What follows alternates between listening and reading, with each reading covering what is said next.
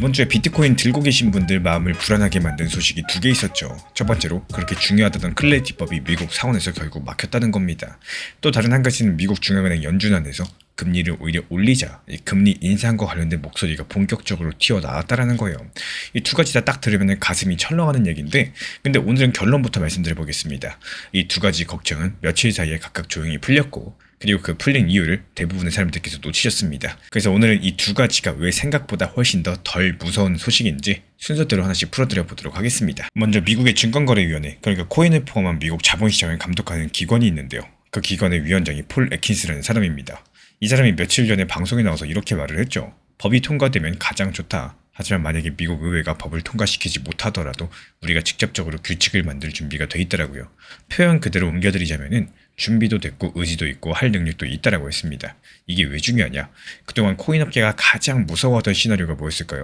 법도 안 만들어지고 그렇다고 명확한 규칙도 없고 예전처럼 감독기관이 이 회사 저 회사 고소부터 하던 시절로 돌아가는 거였습니다. 몇 년 전에 실제로 그랬었고 규칙은 안 알려주고 소송부터 걸던 시기가 있었죠. 근데 에키스 위원장이 지금 하는 말은 그 시절로는 안 돌아간다는 뜻입니다.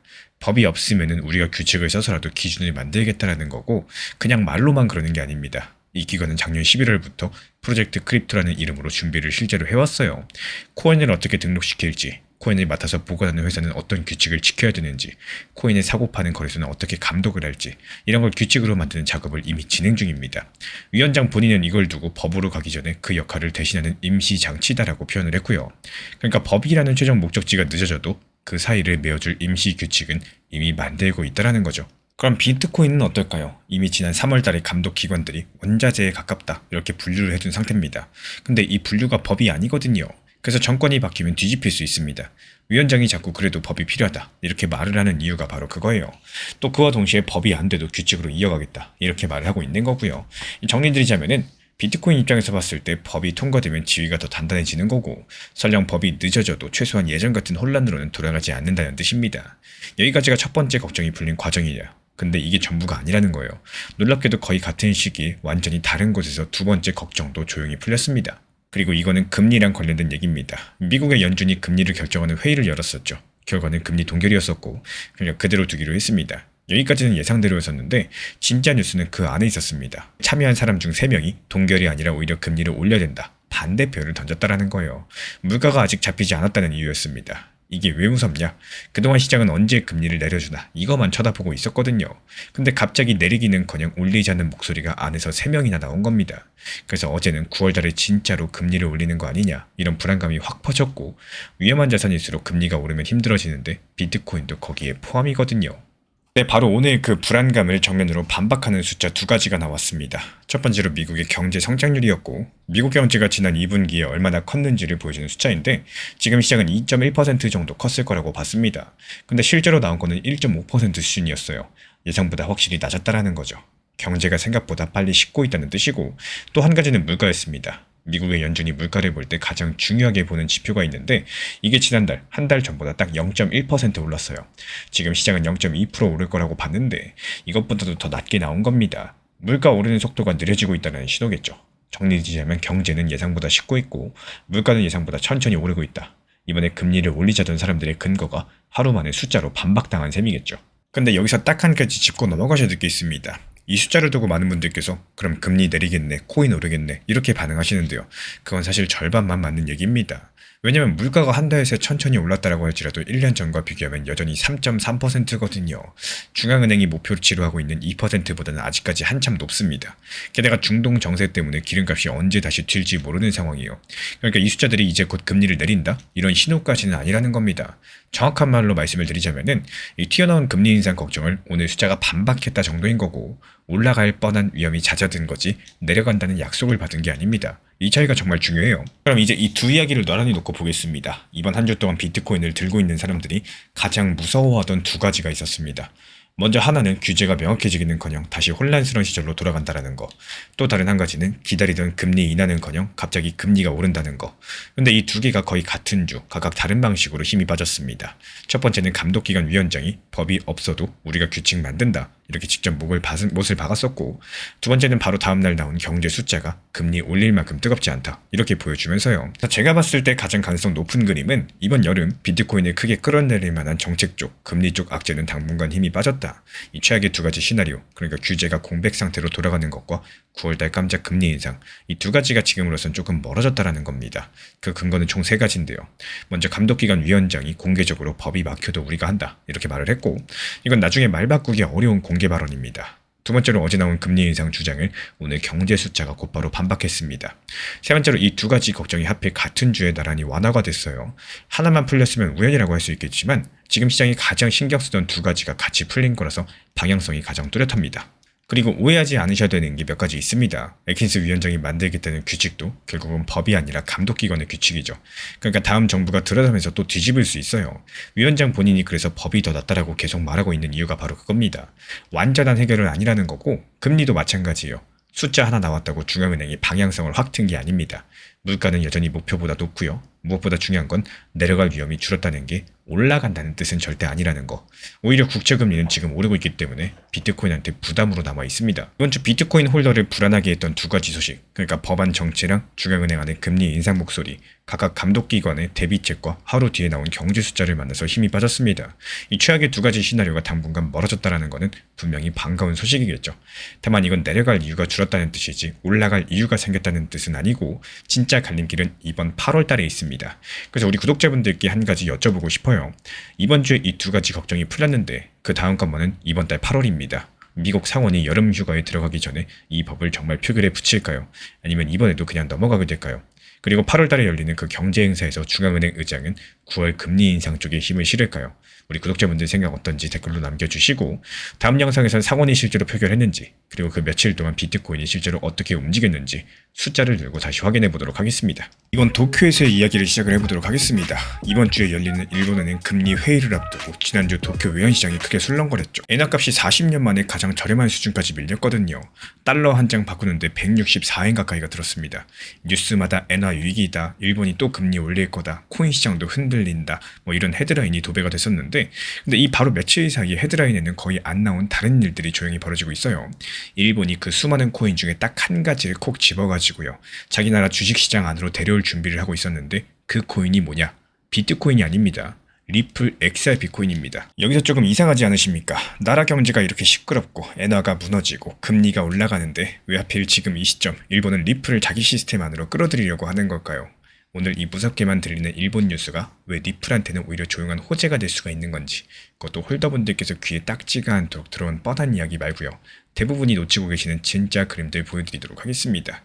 이번에 끝까지 보시면은 왜 지금 일본을 보셔야 되는지 확실하게 아시게 될 거고, 지금 엔화가 왜 이렇게까지도 무너지는지 짚고 가셔야 되겠습니다. 이게 오늘 이야기의 출발점이 될 거거든요. 여기서 핵심은 미국하고 일본의 금리 차이입니다. 지금 미국 금리 아직까지 4% 안팎이죠. 상당히 높은 상황입니다. 반면에 일본은 이제 겨우 1%예요. 돈이라는 건요, 이자를 조금이라도 더 주는 쪽으로 흐를 수밖에 없게 되어 있습니다. 그러니까 지금 시장 투자자들 입장에서는 이자 거의 안 주는 엔화를 굳이 들고 있을 이유가 없겠죠. 그냥 팔아가지고 이자 많이 주는 달러로 갈아타고 있다는 겁니다. 그리고 그 결과가 바로 엔화 값의 하락입니다. 지금 여기서 일본은행이 왜 금리를 올렸는지가 나오죠. 엔화가 너무 저렴해지니까 외국에서 사오는 기름값이나 식료품값이 다 올라가지고 물가가 뛰어버립니다. 지금 이게 일본 전 국민적으로도 문제가 되고 있는데, 그래서 어쩔 수 없이 정부 차원에서도 이걸 잡으려고 금리를 올리고 있는 거예요. 지난 6월달에 1%까지 올렸고요. 그리고 이게 1995년 이후에 무려 31년 만에 역사적으로 가장 높은 수준입니다. 그리고 이번 주 회의에서도 일본은행 안에서는 금리를 더 빨리 올리자 이런 목소리가 강력한데요. 지난 4월달 회의 때는 정책을 정하는 위원 9명 중에 3명이 지금 당장 더 올려야 된다 이렇게 손을 들었을 정도고, 근데 여기서 많은 분들께서 불안해하시는 게 있죠. 일본이 금리 올리면 예전처럼 코인 폭락하는 거 아닌가요? 이렇게 질문하실 분들 계실 겁니다. 실제로 2년 전에 비슷한 일이 있었습니다. 그래서 이렇게 걱정하시는 부분에 대해서는 이따가 정면으로 다뤄보도록 하겠습니다. 그 전에 훨씬 더 중요한 걸 하나 이해하고 넘어가셔야 돼요. 바로 이 엔화 약세가 잠깐 지나가는 소나기가 아니라는 건데요. 이유가 뭘까요? 일본은 금리를 마음껏 못 올리거든요. 일본은 나라 빚이 많고 경제가 아직까지 팔팔하게 살아난 게 아니기 때문에 금리를 이런 상황에서 확 올려버린다. 그 이자 부담을 감당하기가 힘들어집니다. 그래서 지금 시장 전문가들은 일본 금리가 아무리 올려봤자 결국에 1.5%쯤에서 멈출 거다. 이렇게 보고 있는 상황이고, 지난주에 나왔던 실제 조사에서는요, 경제학자 10명 중에 7명이 그렇게 대답을 했습니다. 이게 무슨 뜻일까요? 일본이 죽어라 금리를 올려가지고 겨우 도착하는 정착점이 1.5%인데 미국은 지금도 4% 가까이 된다는 겁니다. 그럼 이 둘의 차이는 앞으로 몇 년이 지나도 크게 좁혀지지 않을 거라는 거고, 다시 말씀드리면 엔화가 약한 이 상황 자체가 이번 주 반짝하고 끝날 일이 아니라요, 몇 년을 끌고 갈 구조적인 문제가 된다는 점입니다. 일본의 재무장관이 나서서 환율이 너무 급하면은 정부가 개입할 수 있다, 이렇게 계속해서 구두 경고를 하고 있는데요, 시장은 콧방귀도 안기고 있다는 거예요. 왜 그럴까요? 이미 알고 있다라는 거죠. 이 골드만삭스 같은 큰 투자은행은 오히려 엔화가 더 빠져서 165엔까지도 갈 수 있다고 보고 있습니다. 정말 충격적인 수치죠. 그럼 이런 나라에서 큰 금융회사가 살아남으려면 뭘 하셔야 될까요? 내 손에 쥔 엔화 가치가 계속해서 녹아내리는 상황에서 그 정답은 두 가지입니다. 첫 번째로 가치가 안정적인 달러에 연결된 디지털 자산을 확보하는 거, 그리고 또 한 가지는 국경 너머로 돈을 더 저렴하고 빠르게 보내는 길을 뚫어놓는 거. 이 두 가지를 오래전부터 만들어 온 회사가 바로 리플랩스입니다. 여기까지 오시면 아까 그 이상한 질문에 답이 슬슬 보이기 시작을 하실 텐데요. 이제부터 드리고 있는 이야기는 전부 확인되는 사실만 골라온 겁니다. 그래서 제 의견은 잠깐 접어두고요, 일본에서 실제로 지금 벌어지는 일부터 객관적으로 순서대로 사실관계 우선으로 말씀드려 볼게요. 먼저 일본은 올해 4월달 아주 큰 법을 하나 바꿨습니다. 여기서 리플 XRP를 포함을 해가지고 무려 105개에 대한 코인을 금융상품으로 다시 재분류했습니다. 이 금융상품이라는 거는 주식이나 채권처럼 나라가 정식으로 인정하는 투자 상품이란 뜻인 건데, 그동안 코인 어땠습니까? 이도 저도 아닌 애매한 취급을 받았었고 이 규제권 위였습니다. 이제 주식하고 같은 반열에 올려놓는다라는 건데, 이 제도가 2027년부터 시행될 예정이고요. 그걸 바탕으로 첫 번째 코인 ETF 승인은 2028년으로 예상됩니다. ETF라는 거는 알고 계실 거예요. 주식처럼 증권 계좌에서 쉽게 사고 팔 수 있는 상품인데, 앞으로는 일본의 일반 투자자들도 증권사 어플에서 리플 XRP를 주식 사듯이 살 수 있는 길이 본격적으로 열린다는 뜻이겠죠. 근데 여기서 진짜 중요한 건 회사가 하나 등장합니다. 일본 최대 금융그룹 중에 하나인 SBI라는 곳인데요. 이 회사는 리플이 지금처럼 유명하지도 않던 2016년부터 리플 지분을 사모았고 지금은 약 9%를 들고 있는 리플의 최대 외부 주주입니다. 리플이 미국에서 몇 년간 소송에 발이 묶여가지고 다른 회사들 다 등 돌릴 때 이 일본 SBI만큼은 끝까지 손을 놓지 않았고, 그리고 이 회사는 이미 2021년부터 XRP를 실제로 사용해가지고 필리핀이랑 베트남, 인도네시아로 돈을 보내는 송금 서비스까지도 일본에서 유일하게 돌리고 있습니다. 바로 이 SBI가 전 세계에서 손꼽히게 큰 자산 운용사하고 손을 잡고요, 일본 최초로 XRP 현물 ETF를 도쿄 증권거래소에 올리려고 준비하고 있는데, 그럼 수요는 있을까요? 여기서 조금 소름이 돋습니다. 이미 전부 다 증명이 돼 있어요. 재작년 7월부터 작년 6월까지 딱 1년 동안 일본 사람들이 거래소에서 XRP를 매수한 돈, 우리 돈으로 무려 30조 원이 넘어갑니다. 같은 기간 비트코인에 들어간 돈의 4배가 넘는데, 지금 일본에서는요, 오히려 리플 XRP가 비트코인보다도 더 인기가 많은 코인입니다. 그래서 이런 상황들을 종합을 해봤을 때 제가 바라보는 관점은, 많은 분들께서 일본이 금리 올린다는 뉴스랑 일본이 리플을 챙긴다는 소식, 서로 정반대되는 이야기로 보고 계십니다. 하나는 악재고 하나는 호재다, 이런 식으로요. 근데 저는 이 두 가지가 사실은 같은 뿌리에서 나온다고 봅니다. 지금부터 한번 생각을 해보시면요, 일본의 엔화가 계속해서 약해지고 금리가 정상적으로 돌아가는 이 상황, 이때 일본의 금융회사들이 달러에 연결된 자산과 빠른 송금기를 더 간절하게 원하게 만드는 바로 그 뒷배경이 된다는 거예요. 무너지고 있는 엔화가 리플의 무대를 오히려 넓혀주고 있는 셈이겠죠. 그래서 지금까지 나온 자료를 놓고 보시면은 앞으로 가장 그럴듯한 흐름 한 가지가 나오는데요. 이번 주 일본은행 금리 회의는 사실 이번에 금리를 그대로 둘 거라는 전망이 압도적입니다. 그러니까 이번 회의 자체가 XRP를 크게 흔들 사건은 아닐 가능성이 높다라는 거고, 다음은 일본의 금리 인상도 올 가을이나 연말쯤으로 예상이 되는데, 그것도 이거 하나만으로 XRP를 확 띄우지 못합니다. 진짜로 리플과 관련된 일본 이야기는 그 시끄러운 회의가 아니라 뒤에서 조용히 굴러가는 그 일정표예요. SBI의 ETF 준비가 어디까지 갔는지, 2027년 제도 시행이 예정대로 가는지, 엔화가 약한 이 배경 위에서 그 일정표가 한 칸씩 채워진다는 겁니다. 단기적으로 봤을 때 XRP 가격은 일본보다는 미국 쪽 상황이나 코인 자체 수급에 더 크게 움직이게 될 거고, 그래서 오늘의 결론은요, 일본이 금리 올리니까 XRP 사라? 이게 절대 아닙니다. 일본이 몇 년에 걸쳐서 여러 가지 코인 중에 리플에 콕 집어서 정식 금융상품으로 데려오는 길을 깔고 있고, 그 무너지는 엔화가 그 이유 중에 하나입니다. 다만 내일 폭등할 재료가 아니라 천천히 밑에서 받쳐주는 힘이기 때문에 왜 이렇게 보고 있느냐? 근거는 총 3가지인데요. 법을 바꿔서 XRP를 금융상품으로 분류하고 XRP 현물 ETF 일정까지도 잡은 거는 이 나라, 일본이라는 나라가 공식으로 정해놓은 일정이라는 거, 그리고 10년 넘게 리플과 함께 걸어왔었고 지분까지 가지고 있는 SBI가 전 세계적인 자산 운용사랑 손잡고 직접 나서고 있다는 거, 수요는 이미 1년에 30조 원, 비트코인의 4배로서 증명이 되고 있다는 겁니다. 그래서 앞으로 지켜보셔야 되는 거는 딱 세 가지만 체크하세요. 먼저 SBI의 XRP ETF 준비가 도쿄 증권거래소에서 실제로 어디까지 가는지, 그리고 일본의 그 제도 시행이 2027년 예정대로 가는지, 엔화의 방향성이 진짜 단기 신호는 회의 결과가 아니라요. 엔화가 급하게 트는 순간이라는 거, 이것만 기억해 주시고, 결국에 일본은 금리를 올리는 나라이면서 동시에 리플의 XRP를 정식 금융상품으로 자기 시장에 데려오려는 유일한 큰 나라입니다. 무너지는 엔화는 겉으로 위기처럼 보이겠지만요. 사실은 리플이 만들어온 그 길들의 존재 이유를 더 뚜렷하게 만들어주고 있는 상황이죠. 우리 구독자분들께 질문 하나 드려보겠습니다. 지금 무너지고 있는 엔화, 리플에게 위기인 건지 아니면 오히려 기회가 될 수 있을지 우리 구독자분들의 생각들 자유롭게 댓글로 남겨주시고, 이 다음 영상에선 방금 말씀드린 SBI의 XRP 현물 ETF 준비가 지금 실제 어디까지 와 있고 그 일정표 하나씩 숫자로서 추적해서 들고 오도록 하겠습니다. 전 세계에서 가장 큰 은행 한 곳이 지금 이 순간 맡아서 보관하고 있는 자산이 있습니다. 그리고 그 규모가 우리 돈으로 약 7경 원입니다. 경이요, 이 조 위에 있는 단위죠. 살면서 입에 올릴 일이 거의 없는 숫자입니다. 근데 이 어마어마한 은행이 올해 말부터 아주 조용하게 시작하려는 일이 하나 있습니다. 그리고 그 일을 준비하면서 올해 초에 딱 한 번 시험 삼아 거래를 해봤어요. 그때 담보로 쓴 돈이 누구 것인지 아십니까? 바로 리플 것이었습니다. 오늘은 이번 이야기를 처음부터 차근차근 풀어드려 보겠습니다. 뉴스 제목만 보면은 그냥 큰 은행이 블록체인 좀 쓴다더라, 이 정도로 지나칠 수 있겠는데, 그 안을 들여다보면 리플을 오래 지켜본 분들도 놓치기 쉬운 연결고리가 하나 숨어 있습니다. 먼저 이 은행이 어디냐? 이름은 뉴욕 멜론 은행입니다. 미국에서 가장 오래된 은행이에요. 근데 우리가 흔히 알고 있는 사람들한테 예금받고 대출해주는 그런 은행이 아닙니다. 이 은행이 하는 일은 좀 특이한데요. 다른 큰 회사들, 큰 기관들의 돈하고 자산을 대신 맡아서 안전하게 보관해주고 또 관리해주는 일을 합니다. 이런 은행을 수탁은행이라고 부르는데요. 남의 재산을 대신 맡아서 또 지켜주는 은행인 거죠. 그리고 이 분야에서 이 은행이 전 세계에서 가장 큽니다. 리플과 이 은행이 작년에 함께 든 발표 자료를 봐도 맡아서 관리하는 자산이 우리 돈으로 7경 원이 넘어가요. 그리고 그런 은행이 얼마 전에 자기 고객들한테 편지를 한 통 보냈습니다. 블룸버그라는 매체가 이 편지 내용을 보도했는데요. 편지에는 이런 계획이 담겨 있었습니다. 올해 말까지 미국 국채를 블록체인 위에 올려가지고 토큰으로 만들고 시험 거래를 해보겠다라는 거예요. 여기서 두 가지 단어만 짚고 갈게요. 이 국채라는 건 나라가 돈을 빌리면서 써주는 일종의 차용 증서죠.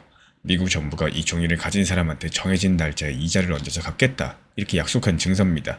세상에서 가장 안전한 자산으로 꼽히는데, 그리고 토큰으로 만든다는 거는 이 국채를 블록체인이라는 컴퓨터 네트워크 위에 디지털 형태로 똑같이 하나 만들어서 그 위에서 사고파고 옮길 수 있게 한다는 겁니다. 근데 왜 굳이 이걸 지금 하려는 걸까요? 이 멀쩡하게 잘 돌아가던 국채 거래를 왜 블록체인 위로 옮기려는 걸까요? 여기에 이번 이야기에 진짜 핵심이 있습니다. 이유는 시간 때문이에요. 지금 미국에서 국채를 사고 팔면 그 거래가 최종적으로 마무리되는 정산이라는 단계를 거쳐야 됩니다. 여기서 정산은 거래가 끝난 뒤에 진짜 국채하고 진짜 돈이 서로 넘어가서 이 거래 완전히 끝났다, 이렇게 최종 확정하는 단계예요. 근데 이 정산이 평일에, 그것도 정해진 시간에만 돌아갑니다. 주말이나 밤에는 멈춰있기 때문에 옛날 같은 경우에 이게 아무런 문제가 안 됐었습니다. 다들 평일 낮에만 거래를 했으니까요. 근데 요즘에 세상이 바뀌었죠. 스테이블 코인이라는 게 등장을 했거든요. 여기서 스테이블 코인은 값이 오르락 내리락 하지 않도록 늘 일정하게 고정해서 만든 코인이고, 이 스테이블 코인하고 국채를 담아서 파는 디지털 상품들이 요즘에 엄청나게 커졌습니다. 근데 이런 것들은 코인이다 보니까 24시간, 주말도 밤도 쉬지 않고 거래가 됩니다. 바로 여기에서 어긋남이 생겨요. 한쪽 세상은 24시간 안 쉬고 돌아가는데 그 밑바탕이 되는 국채는 평일 낮에만 정산이 됩니다. 이 두 가지 세상의 시간이 안 맞는다는 거고, 그리고 시간이 안 맞는 이 두 가지 시장에 함께 걸쳐있는 돈이 지금 우리 돈으로 460조 원이 넘어갑니다. 스테이블 코인하고 국채를 담은 디지털 상품으로 흘러들어간 돈이 그만큼이라는 건데요. 이 편지에 그 숫자가 적혀 있습니다.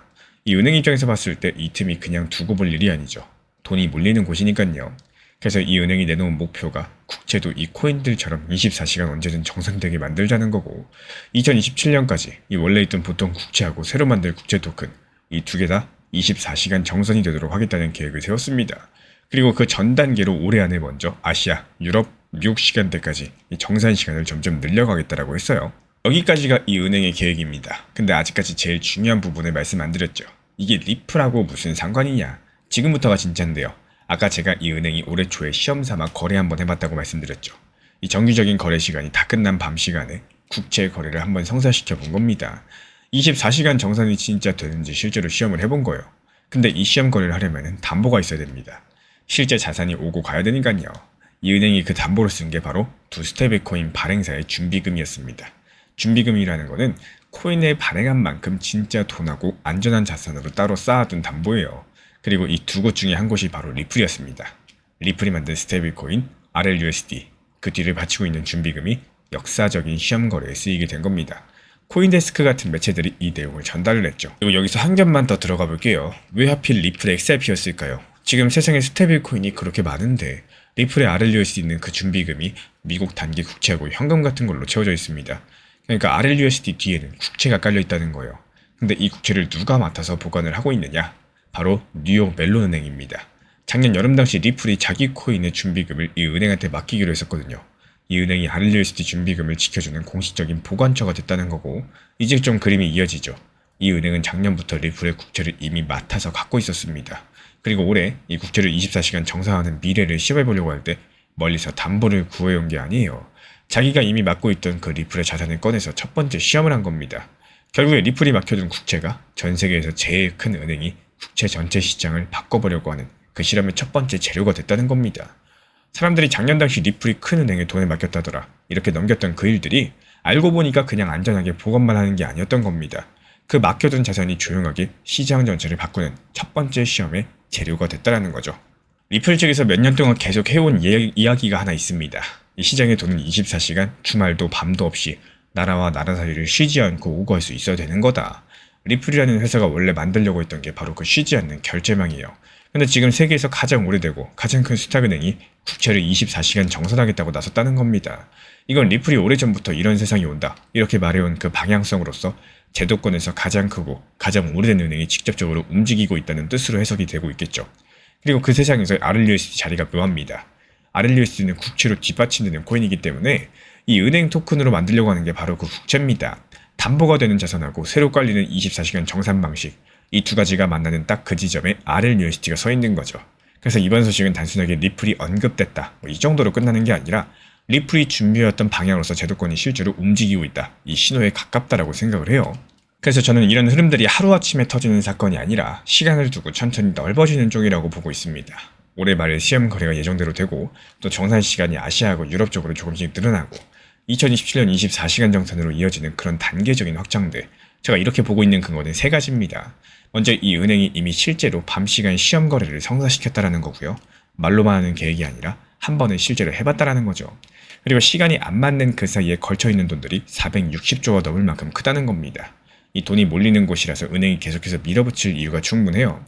그리고 국채라는 자산하고 리플의 준비금이 이미 이 은행 안에서 만나 있다는 겁니다. 새롭게 뭘 구할 필요가 없이 이어서 시험할 재료가 이미 그 안에 있다는 거죠. 우리가 앞으로 확인할 건 딱 세 가지입니다. 먼저 올해 안에 이 은행이 국채 토큰 시험 거래를 정말로 하는지, 정산 시간이 실제로 여러 시간대로 넓어지는지, 2027년 24시간 정상 목표를 향해서 다음 단계 소식이 나오게 되는지, 이 세 가지 중에 하나만 지켜보시면은 오늘 이야기가 진짜 방향성으로 가는지 아닌지 알 수가 있으시겠습니다. 이 법을 만들자고 앞장서던 쪽에서 찬성 못하겠다는 말이 나오면 그건 무슨 신호가 될까요? 법이 무너져간다는 뜻일까요? 아니면 또 전혀 다른 뜻이 될까요? 지난 몇 주 동안 미국 코인 시장 기본법, 클래리티법 이야기는 전부 다 한 방향이었습니다. 민주당에서 몇 명을 데려오느냐? 근데 이번 주 워싱턴에서 새로 확인된 이탈 움직임들은 민주당이 아니라요, 이 법안을 주도해온 공화당 안쪽에서 나왔다는 겁니다.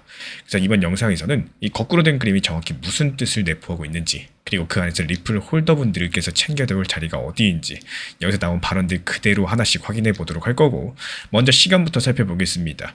이번에 미국 상원은요, 다음 주 금요일까지만 일을 합니다. 8월 8일부터는 여름 휴회에 들어간다는 게 현지 보도 기준인데요. 그러니까 다음 주가 휴회 전 마지막 주고, 근데 그 마지막 주를 앞두고 상원 다수당 대표 존 튠 의원은 이미 지난주에 휴회 전에 이 법안을 끝까지 처리하기는 어려울 것 같다 이렇게 말을 했었죠. 하지만 그럼에도 불구하고 시작은 해보고 싶다. 지금 표가 어디에 있는지, 누가 찬성인지 누가 반대인지는 확인을 해보고 싶다. 뭐 이런 취지의 발언을 했는데 여기까지만 해도 진짜 답답한 상황인데요. 워싱턴 의회 전문 매체 펀치볼 뉴스의 브랜든 패더슨 기자가 취재 내용을 공개했습니다. 사우스 다코스타의 마이크 라운즈, 오클라호마의 제임스 랭크퍼드, 이 공화당 상원의원 두 사람이 콜레리티법에 아직까지 풀리지 않은 우려가 있다라고 기자한테 직접적으로 말을 했다라는 건데, 이 문제 삼는 대목은요, 스테이블 코인과 관련된 이자 조항입니다. 그리고 기자는 이렇게 덧붙였죠. 이걸로 클래리티법에 유보적인 공화당 의원이 많으면 5명이 됐더라고요. 근데 이 5에는 작년 스테이블 코인법에 반대표를 던졌던 랜드 폴, 조시 홀리 이 두 사람이 포함되어 있지 않다. 이 좋지 않은 신호라까지도 말을 붙였습니다. 홀리 의원 쪽에서는 별도 보도도 있었죠. 이 법안의 공동 추진자인 신시아 루미스 의원이 홀리 의원의 법안에 대해서 매우 부정적이고 이번에도 반대표를 던질 가능성이 크다라고 전달을 했다는 겁니다. 다만 홀리 의원 쪽이랑 협의는 계속해서 진행 중이라고 하고 있는데 그러면 셈이 좀 이상해지죠. 상원 100석 중에서 60표가 필요한 상황인데 공화당 의석이 53석입니다. 그동안의 계상은 전부 다 공화당 표는 전부 다 찬성한다.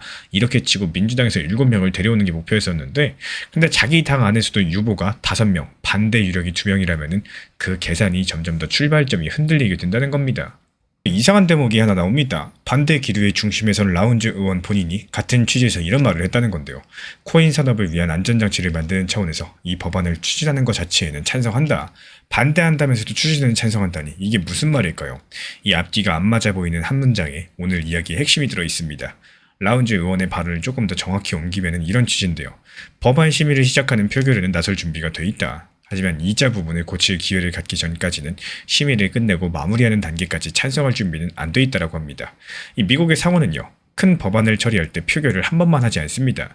심의를 시작할지 묻는 표결이 있고요. 또 심의를 끝내고 통과시킬지 묻는 표결이 따로 있는데 그러니까 라운즈 의원의 입장은 법을 막겠다는 게 아니라 일단 회의장에 올려서 그 조항을 고치자. 고치기 전에는 마지막 찬성표를 주지 않겠다라는 이 조건부 찬성에 가깝다는 겁니다. 그럼 대체 그 이자 조항이 뭐길래 이렇게까지 하는 걸까요? 먼저 작년에 통과된 미국의 스테이블코인법, 지니어스법은 스테이블코인을 만드는 발행사가 보유자에게 이자를 주는 걸 금지했습니다. 은행 예금처럼 이자가 붙기 시작을 한다. 그렇다면 사실상 은행 노릇을 하면서 은행 규제는 받지 않는 돈이 되기 때문이겠죠. 근데 한 가지 문제가 나왔어요. 발행사가 직접 못 주면 거래소 같은 다른 회사가 보상이라는 이름으로 대신 주면 되지 않느냐. 바로 이겁니다. 이 클래리티법의 이자 조항은 바로 그 지점을 다루게 되는데 이자 금지를 발행사만이 아니라 코인 시장 전체로 넓히되 실제 활동에 따른 보상들, 그러니까 코인을 그냥 단순하게 보유만 하고 들고 있는 게 아니라 실제로 사용하는 데 따라붙는 보상은 예외로 허용을 한다는 거예요. 이 절충 문구 자체가 공화당 톰 틸리스 의원이랑 민주당 앤젤라 엘소브룩스 의원이 몇 달의 협상에서 지난 5월 달에 내놓은 결과물입니다. 코인 업계는 대체적으로 환영을 했고요. 근데 문제가 된 건 기존의 전통 은행권이었습니다. 은행들 논리는 이래요. 예외라고는 해놨지만 결국에 이자처럼 작동할 수 있다. 이자 붙는 코인 달러가 커지면은 사람들이 은행 예금을 빼서 그리로 옮길 거다. 예금이 빠지면은 그 예금으로 동네 기업, 가게에 대출을 해주던 지역 은행들부터 대출 여력이 줄어든다라고요. 그래서 이달 들어가지고 미국 은행협회를 비롯한 은행 단체 수십 곳이 미국 상원에 이 조항을 더 엄격하게 막아달라 관련 서한을 보냈고 지난주 같은 경우는 대형 은행들의 정책 기구까지도 이자 조항이 여전히 미흡하다는 성명을 냈습니다. 그리고 5월 달에는 JP모건 회장이 방송 인터뷰에서 이 법안대로라면 사실상 예금에 이자를 주도록 허용하는 셈이다. 이렇게 공개적으로 불만을 말하기도 했었죠. 랭크퍼드 의원이 어제 한 말이 정확히 이 연장선에 있습니다. 은행 쪽에서 이 조항이 지역은행들의 자금 조달 기반을 흔들 수 있다는 경고를 들었다. 법안이 크고 복잡하니까 질문이 나올 수밖에 없을 거고 지역은행이랑 예금이동 문제는 법안이 나아가기 전에 정리돼야 된다라고요. 뭐 이런 이야기들이었습니다. 여기까지 오면 이 반대 기류의 정체가 보이죠. 그리고 정체를 알고 나면은 보이는 게 세 가지가 더 있습니다. 이 반대의 이유를 다시 읽어보자면은 코인이 위험하다, 사기가 많다, 투자자가 다친다 이런 말들이 아닙니다. 코인 달러에 이자가 붙으면은 은행 예금이 빠져나간다는 건데 이 걱정이 성립하려면은 전제가 하나 필요하겠죠. 스테이블코인이 은행 예금과 경제할 만큼 커진다는 전제입니다. 그러니까 지금 공화당 안의 반대는 이 산업이 사라져야 된다는 쪽이 아니라 이 산업이 워낙 커질 것 같으니까 은행 몫을 지켜야 된다는 쪽에서 나오고 있다는 거예요. 몇 년 전까지 코인 법안의 반대란 코인 자체를 믿을 수 없다는 반대였었는데 지금 마지막 단계에서 법안을 붙잡고 있는 거는 코인 회의론이 아니라 은행과 코인업계 사이의 돈 문제입니다. 반대 성격 자체가 바뀌었다는 거 저는 이게 이번 소식에서 가장 눈여겨보셔야 될 대목이라고 생각을 하는데요. 게다가 이번 주에 이름이 확인된 유보 사유는 이자 조항 한 곳으로 수렴합니다. 라운즈, 랭크퍼드 두 사람이 그렇고 앞서 다른 보도에서도 비슷한 우려를 밝힌 걸로 전해진 존 커티스, 존 코닌 이런 의원 쪽들에선 역시 은행단체들이 제기한 그 문제였는데요. 홀리랑 폴 두 사람은 결부터 달라요. 홀리 의원은 작년 지니어스법 때 거대 IT 기업의 스테이블코인 소유를 제한하지 않았다는 이유로서 반대했다는 보도가 있었고요. 이번 클래리티법의 어느 대목을 문제 삼는지는 확인이 불가능합니다. 이 폴 의원 측에서는 연방정부의 규제 자체에 원칙적으로 반대하는 쪽으로 알려져 있고요. 근데 클래리티법에서 리플 홀더한테 정말 중요한 부분이 뭘까요? 어떤 코인을 증권으로 보고 어떤 코인을 상품으로 볼지, 그래서 증권거래위원회랑 상품선물거래위원회 가운데 누가 감독할지를 정하는 부분입니다. 이번 주에 커진 반대는 그 부분을 건드리지 않아요. 라운지 의원 스스로 산업안전장치 차원의 법안 취지는 찬성한다고 분명히 말한 것도 같은 맥락입니다. 이 다툼이 붙은 자리는 스테이블코인 이자 조항이지 코인의 신분을 정하는 조항이 아니라는 얘기겠죠. 그리고 지금 리플의 자리를 봤을 때 애초에 리플이 발행하는 달러 코인 RLUSD는 애초에 보유자에게 이자를 약속하고 파는 상품이 아닙니다. 회사 공식 자료 기준으로도 기관 결제, 송금 같은 이런 쓰임새를 앞세우는 상품이지 이자로 예금 끌어오기를 하는 모델들이 아니고요. 은행들이 막으려는 게 바로 그 이자로 예금 끌어오기라면요. 이 조항이 은행 쪽 요구대로 더 엄격해지든 지금 절충대로 가든 이자 없이 가는 사업 방식에는 직접 부딪히는 지점이 없습니다. XRP는 아예 스테이블코인이 아니니까 이 조항의 대상 자체가 아니고요. 다만 미리 분명히 해두자면은 이건 이 다툼의 구도가 그렇다는 해석인 거지. 그래서 XRP의 시세가 오른다? 이런 이야기가 전혀 아닙니다. 오늘 다룬 어떤 발언에서도 시세 이야기는 나오지 않습니다. 그럼 이제 표 계산을 한 번만 정리하고 전망으로 가겠습니다. 작년 지니어스법 때는 홀리랑 폴 두 사람이 반대했는데도 최종 표결이 68대 30이었어요. 민주당에서 18명이 찬성에 합류했기 때문인 거고 공화당에서 2표가 빠져도 민주당 쪽 합류가 크다면 덮을 수 있다는 걸 보여준 전례였죠. 근데 지금 클래리티법은 사정이 반대입니다. 민주당에서 공개적으로 찬성을 확정한 의원은 아직 한 명도 없기 때문에 위원회에서 찬성했던 2명조차 지난주에 나온 병합안에는 반대 입장을 냈고요. 이 상태에서 공화당 이탈 변수가 커지겠죠. 포브스가 이번 달에 소개한 계산으로는 홀리랑 폴, 이 두 사람만 반대해도 민주당에서 9명이 필요합니다. 여기에 제가 단순 계산을 하나 해보면은 유보 5명이 마무리 표결에서 실제로 반대로 돌아선다? 이런 최악의 시나리오까지도 가정을 하면요. 공화당 표는 46표밖에 안 되고 60표까지는 민주당에 14명이나 필요합니다. 지니어스법 때 18명 연합에 가까운 숫자를 그때보다 훨씬 나쁜 분위기에서 다시 만들어야 된다? 이런 뜻을 가지고 있는데요. 그래서 제가 볼 때는 다음 주 심의 시작 표결이 시도될 수 있겠지만 지금 숫자로 휴회 전 최종 통과는 어렵고 진짜 승부처는 9월달로 넘어갈 거다. 그리고 9월달에 조건이 달라졌다. 지금까지는 민주당 쪽 윤리조항 하나만 풀면 되는 그림인데 이제는 공화당 일부까지도 요구하는 이자 조항 손질까지 고쳐야 될 곳이 한 군데에서 두 군데로 늘어났다는 사실입니다. 그 근거는 세 가지인데요. 먼저 춘 대표 본인이 휴회 전 완주는 어렵다고 인정하면서도 시작은 해보고 싶다. 이런 뜻은 유지하고 있다는 거. 라운지 의원 발언의 구조 자체가 시작에는 찬성, 고칠 기회 전에는 마무리만 되기 때문에 이 유보 그룹이 원하는 게 심의 과정에서의 조항 수정이라는 점. 그리고 민주당의 확정 찬성이 없는 상태에서 공화당 유보까지도 확인돼서 현재 숫자로서는 60 자체가 성립하지 않는다라는 점입니다.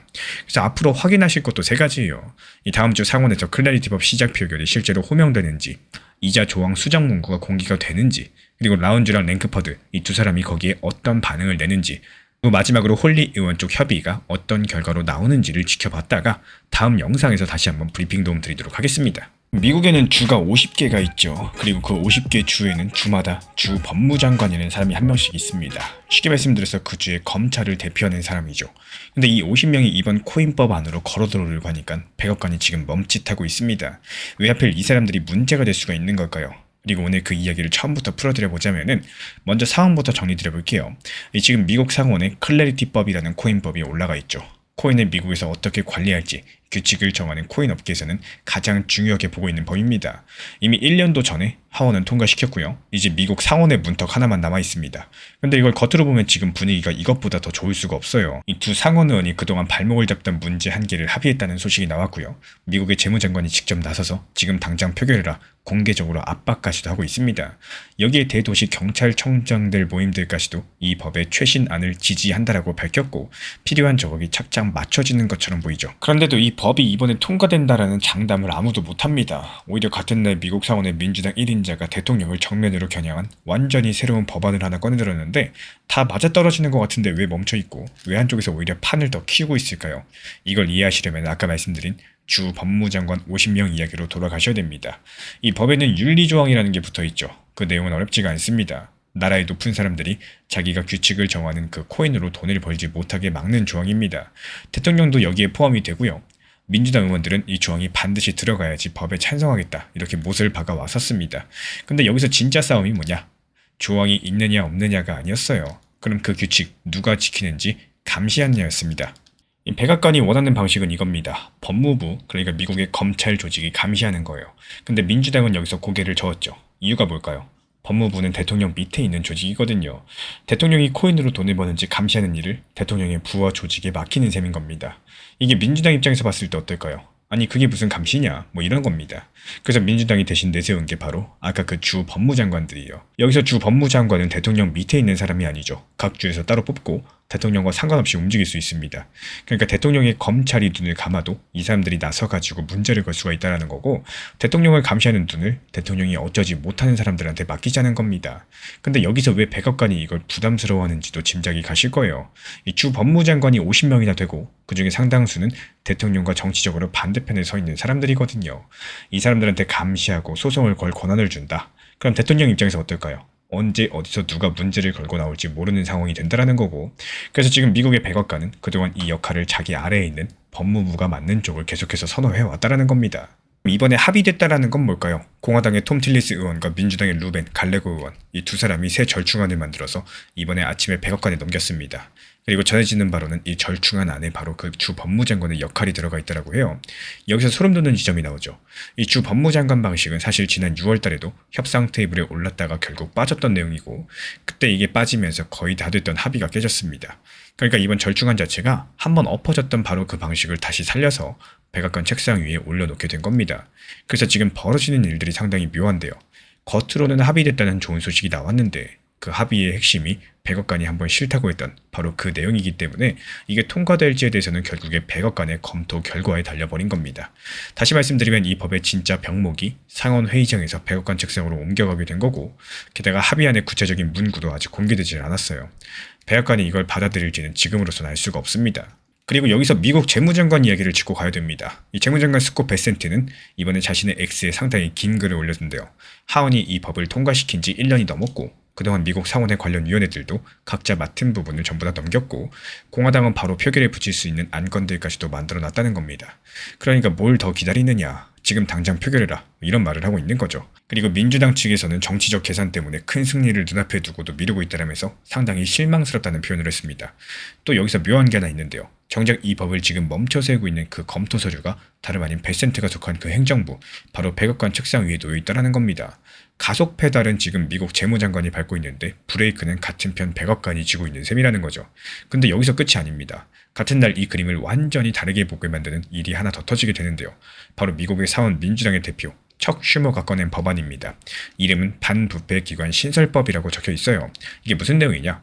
대통령이 자리를 이용해서 부정하게 번 돈을 되찾아오는 걸 전담하는 완전히 새로운 독립기구를 하나 만들자는 겁니다. 이 기구가 특이한 점은요. 대통령이 손대지 못하도록 독립성을 보장한다는 점이에요. 지금 여기저기 흩어져 있는 정부 감시기구 3곳을 하나로 묶고 대통령이나 그 가족이 부정하게 번 돈이 있다면 일반 국민은 물론이고 여기서도 또 주 법무장관이 앞장서서 소송을 걸어가지고 그 돈을 되찾을 수 있게 하자는 겁니다. 느낌이 조금 오시나요? 이번에 하루에 나온 두 가지 소식, 그러니까 이 코인 법안의 윤리조항 합의, 그리고 척 슈머가 새로 꺼낸 이 반부패 법안, 서로 정반대 방향처럼 보이시겠지만 사실은 똑같은 열쇠 하나를 쥐고 있다는 겁니다. 바로 대통령이 어쩌지 못하는 주 법무장관에게 감시랑 처벌을 맡기자는 거고, 슈머 측에선 이 법안을 근거로서 대통령 코인의 사업들을 콕 집었습니다. 트럼프 측에서 취임한 뒤 신고한 수익이 우리 돈으로 약 2조 9천억 원이 넘어가는데요. 그중에 상당 부분이 코인 사업에서 나온 거고요. 특히 외국 정부랑 연결된 코인 펀드 한 곳에서만 약 1조 4천억 원 넘게 들어가 있다는 게 이 법안이 문제 삼고 있는 지점입니다. 여기엔 대통령과 그 가족이 우리 돈 약 7천만 원이 넘는 선물을 받지 못하게 하는 막는 내용까지도 담겨 있는데요. 그래서 저는 이렇게 보고 있습니다. 이번에도 진짜 승부처는 상원 회의장이 아니라 미국 백악관의 책상이라는 거. 이 합의안의 핵심이 백악관이 6월달 한번 걷어찼던 그 주 법무장관 방식이라서 백악관이 이걸 순순하게, 그것도 며칠 안에 받아들이기는 쉽지가 않아 보입니다. 게다가 미국의 상원은 지금 대통령이 지명한 인사들 처리하고 또 러시아 제재법만 다루느라고 회의장 시간이 꽉 차 있습니다. 규칙상 이런 큰 법안들은 한 번에 하나씩만 다룰 수 있기 때문에 8월 초에 시작되는 휴일까지 남은 며칠 안에 이 클래리티 코인법 처리가 돌아올 여유가 별로 없다라는 거예요. 그래서 제가 바라보고 있는 그림은요.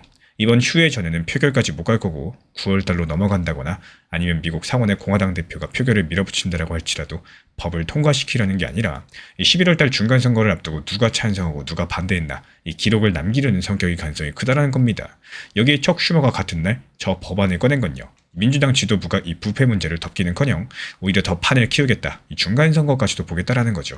급하게 손을 잡기는 더 어려워졌다라고 보시면 된다는 거고, 현정인 클래리티 합의안의 핵심이 백악관이 이미 한번 거절한 방식이기 때문에요. 이 백악관 승인 없이는 깔끔한 표결 자체가 어려울 거고 회의장 시간이 다른 급한 일들로 꽉 차 있는 상황에서 규칙상 큰 법은 하나씩만 다뤄서 시간이 절대적으로 부족합니다.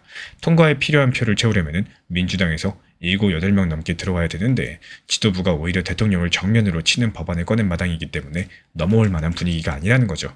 다만 이번 합의안은 구체적인 문구가 아직 공개되지 않았습니다. 저를 포함해서 다들 이런 내용들이 들어갔다더라, 이런 보도를 근거로 이야기를 하는 거죠.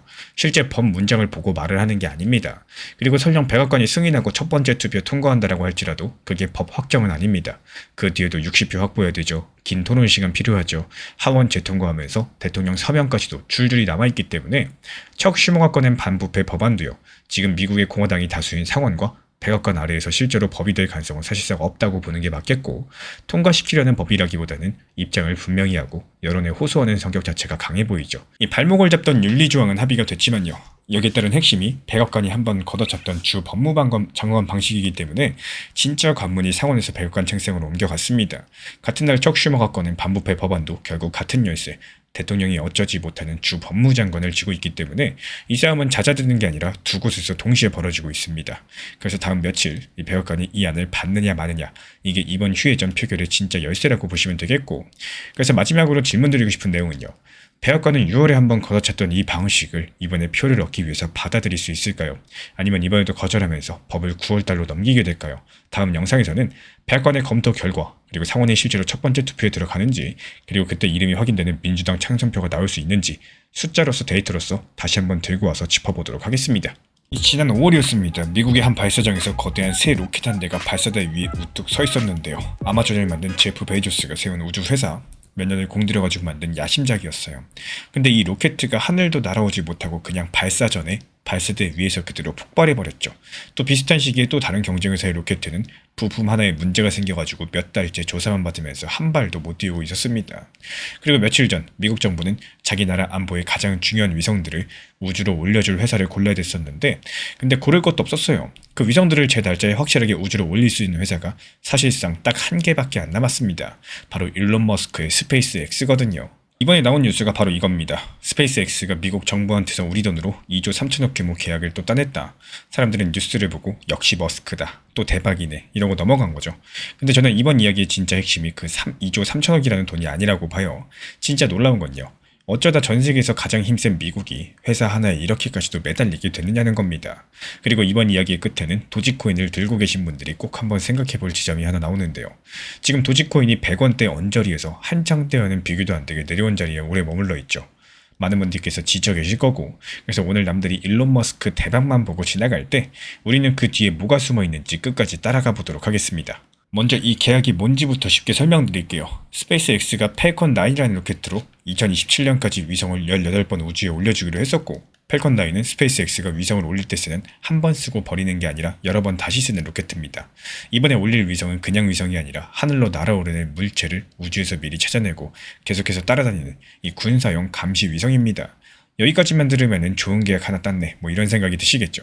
근데 이 뉴스를 자세히 들여다보다가 저는 훨씬 더 이상한 걸 발견했습니다. 딱 두 가지인데요. 첫 번째, 이 계약이 원래는 경쟁이었어요.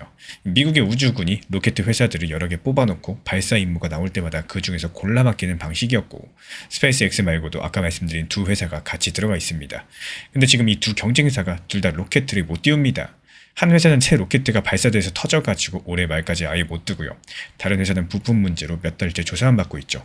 그러니까 경쟁이라고는 하지만 실은 경쟁이라고 부르기도 민망한 상황이고, 미국 정부가 고를 수 있는 회사가 사실상 스페이스X 하나뿐이었던 겁니다. 두 번째로 이 계약이 진행된 속도인데요. 나라가 이렇게 큰 돈을 들여서 뭔가를 맡길 때는 조건 정하고 회사 고르고 계약서에 도장 찍기까지 보통 몇 년이 걸립니다. 근데 이번 일은 그 모든 과정이 딱 2달 만에 끝났어요. 단 2달이요. 실제로 이 사업을 담당한 사람도 매우 이례적인 일이다, 이렇게 말을 했을 정도입니다. 여기에 한 가지를 더 말씀드리자면은, 미국 정부가 최근에 이 발사 프로그램에 쓸 수 있는 예산 상한선을 우리 돈으로 16조 원 넘게 확 올렸습니다. 그리고 이번 계약이 그 늘어난 돈으로 맡긴 첫 번째 계약입니다. 올해 들어서만 스페이스X가 미국 국방부 쪽에서 받아낸 돈이 다 합치면 약 10조 원이고요. 지난 5월 달에도 위성 사업으로 9조 4천억을 받았고, 그 안에 하늘로 움직이는 목표물을 찾아내는 위성망에 약 6조 원, 위험 신호를 실시간으로 전달하는 통신 위성에 약 3조 3천억 원이 들어있었습니다. 그럼 미국 정부가 왜 이렇게 다급해졌을까요? 그리고 이렇게 큰 돈까지도 들어가면서 시간을 서두르는 이유는 골든돔이라는 초대형 계획표 때문입니다. 이 골든돔은 미국이 자기 나라로 날아오는 미사일을 우주에서 미리 찾아내고 이거를 막아내겠다, 이렇게 만드는 거대한 방어 시스템입니다. 그 규모가 우리 돈으로 약 270조 원 규모인데, 이 어마어마한 계획의 한복판에 스페이스X가 있어요. 그리고 미국이 이걸 이렇게 서두르는 진짜 이유는 중국과 러시아가 우주에서 무섭게 치고 올라오고 있기 때문입니다. 미국 입장에서 봤을 때 여기서 느리게 굴다가는 뒤처진다라고 판단을 했다는 거고, 그래서 몇 년 걸리던 절차를 2달로 확 줄여버린 겁니다. 그럼 이제 이 세 가지를 같이 놓고 한번 보세요. 미국 정부 차원에서 2달 만에 움직였다라는 거, 경쟁사들이 다 멈춰서서 대안이 없다라는 거, 그리고 정부가 예산 상한까지도 올려가면서 돈을 쏟아붓고 있다라는 거, 이 세 가지를 합쳐보면 결론은 딱 하나겠죠. 전 세계에서 가장 힘센 나라가 자기 나라 안보의 핵심을 이제 회사 하나의 통째로 기대기 시작했다는 뜻입니다. 실제로 미국 안에서도 몇몇 의원들은요, 한 회사한테 이렇게까지 몰아줘도 되는 거냐 이렇게 걱정을 하고 있는 상황이에요. 근데 어쩔 수가 없어요. 다른 회사들이 못 드니까요. 미국 정부는 지금 값이 조금 비싸더라도 확실하게 제 날짜에 해줄 수 있는 이 능력에다가 웃돈을 더 주고 사고 있다는 겁니다. 그럼 이게 대체 도지코인이랑은 무슨 상관이냐? 지금부터가 핵심인데요. 먼저 솔직한 말로 말씀을 드리자면은 이번 뉴스에 도지코인이라는 단어는 한 번도 안 나왔습니다. 스페이스X랑 도지코인 사업적으로 아무런 연결이 없죠. 그러니까 이 계약은 오늘 도지코인 가격을 올릴 만한 재료는 절대 아닙니다. 근데 이번 이야기 안에 저는 도지코인 홀더분들께서 생각해 볼 만한 원리가 하나 있다라고 보고 있는데요. 이번에 미국 정부가 보여준 건 바로 이겁니다. 상황이 불확실하고 급할 때 사람들은 결국 대체할 게 없는 것으로 몰린다는 사실입니다. 그리고 그 대체 불가능한 것에는 값을 더 쳐서라도 붙잡으려고 하죠. 스페이스X가 웃돈을 받고 계약을 딴 이유가 바로 그거예요. 다른 선택지가 없으니까 그런 겁니다. 이걸 코인 시장으로 한번 가져와 볼까요? 지금 시장에서는 인터넷 유행에서 시작된 코인, 그러니까 밈코인이 수천 개나 있어요. 대부분은 처음 나올 때 반짝 화제를 몰고 오겠지만 오래 버티는 힘은 없는 경우가 많죠. 근데 지금처럼 시장 전체가 불안하고 다들 무서워할 때 사람들의 돈과 관심은 어디로 갈까요? 아무데나 안 간다는 겁니다. 대체할 게 없을 만큼 규모가 큰 극소수한테 몰리는데 사고 팔기가 쉬울 만큼 거래가 활발하고 누구나 이름을 알고 웬만한 거래소엔 다 올라가 있는 그런 몇 개한테 간다는 겁니다. 밈코인 중에서 그 자리에 있는 게 바로 압도적으로 도지코인이에요. 그리고 여기서 오해하시면 안 되는 게 바로 도지코인이 제일 잘 만들어진 코인이라서가 아닙니다. 그런 뜻이 전혀 아니에요. 이 도지코인은 그 규모를 대신할 만한 게 딱히 없는 자리에 있는 코인이라는 뜻입니다. 그리고 바로 그 대신할 게 없는 자리가 온 시장이 불안할 때 오히려 값을 인정받는 위치라는 거죠. 그래서 도지코인이 정점에서 그렇게 크게 내려오고 몇 년을 조롱을 받고도 여전히 전체 코인 가운데 9번째, 10번째 자리를 지키고 있는 겁니다. 시장이 어려워질 때마다 시장은 가장 화려한 신인한테 돈을 몰아주지 않습니다. 대신할 게 없을 만큼 자리를 잡은 쪽으로 모이겠죠. 그래서 앞으로도 이 시장이 불안한 구간이 이어지게 된다. 그렇다면 시장의 돈은 대체 불가능한 규모를 가진 자산으로 계속해서 모일 겁니다. 그리고 도지코인은 밈코인이라는 무리 안에서 그 대신할 게 없는 자리를 지켜나갈 가능성이 높다는 거고, 실제로 이번 스페이스 X 건이 그 원리를 그대로 보여줬죠. 경쟁자가 다 멈춰서서 대안이 없으니까 미국 정부가 2달 만에 움직이고 예산까지 올라가면서 웃돈을 줬죠. 대체 불가능하면 값이 붙는다는 걸 실제로 증명을 한 겁니다. 그리고 도지코인은 정점에서 그렇게 크게 빠지고도 순위가 위쪽에 그대로 있어요.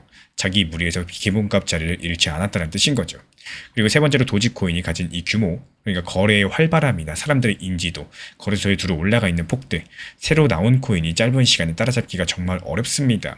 그래서 앞으로 제가 살펴볼 지점들은 이 코인 시장 전체가 크게 흔들릴 때 도지코인이 다른 작은 코인들보다 상대적으로 잘 버틸 수가 있는지, 그리고 도지코인의 거래 활발함이나 거래소에서 위치가 계속해서 유지가 되는지, 새로 뜨는 밈코인 중에 도지코인 규모를 진짜로 위협하는 게 나오는지, 이 세 가지만 지켜보시면요, 오늘 이야기가 맞는지 틀리는지 스스로 판단이 가능하실 겁니다. 그래서 스페이스X 이야기로 잠깐 돌아가 보면은 미국이 회사 하나의 안보를 통째로 맡긴 이 상황, 사실 반대쪽의 위험도 있어요. 그 하나가 삐끗하면 대안이 없다는 뜻이기도 하니까요. 대체 불가능하다는 건 힘이겠지만 동시에 위험성이기도 합니다.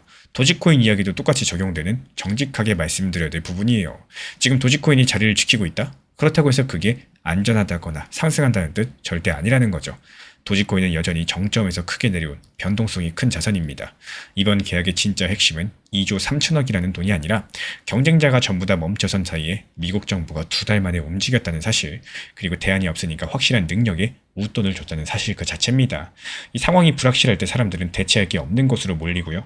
밈코인 안에서 그 자리에 있는 것은 압도적으로 도지코인입니다. 다만 이건 도지코인이 상승한다는 신호가 아니라 모든 시장이 흔들려도 도지코인이 관심에서 밀려나지 않는 자리에 있다라는 이 위치에 대한 이야기를 말씀을 드리는 겁니다. 우리 구독자분들은 어떻게 보십니까? 시장이 불안할 때 사람들은 결국 대체할 게 없는 쪽으로 몰릴까요?